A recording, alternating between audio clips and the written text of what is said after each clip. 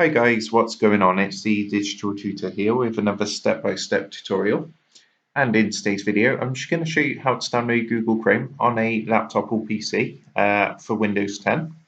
If you find this video helpful today, please drop a like, leave a comment below. And if you're new to the channel, don't forget to subscribe to the channel for more how-tos, step-by-step tutorials and tips and tricks for everything tech and digital related. So in order to do this, it could be that you've got a new laptop and you prefer to use Google Chrome rather than any other browser. So all you need to do is open up any browser to do this. You can see on this laptop I have got Google Chrome installed already, but what I'll do is open up Mozilla Firefox, and we'll just go under the assumption that I've not already got this installed. What we're going to do from here is just basically in the search bar on Bing, or you can do it on Google as well. So we're just going to go ahead and type download Chrome. And all we need to do, it will be the first result here, google.co.uk, Google Chrome free download, this one. Go ahead and give that a click.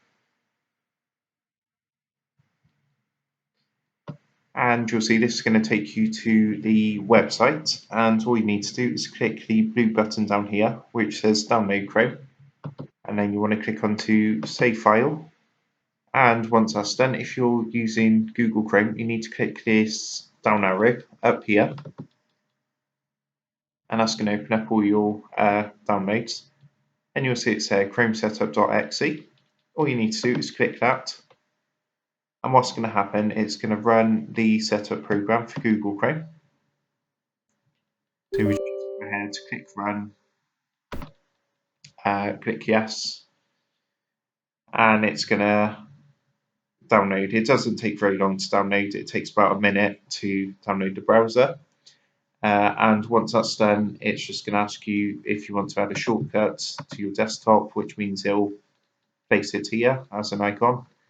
And once that's downloaded, all you need to do is double click the icon to open it, and you can go ahead and customize and personalize, and you'll be able to use Google Chrome as normal from there. So I hope you found that helpful, and if that did help, please drop a like and leave a comment below. Don't forget to subscribe to the channel.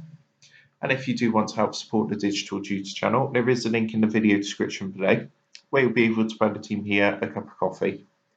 Thanks for watching, and I'll see you in the next one.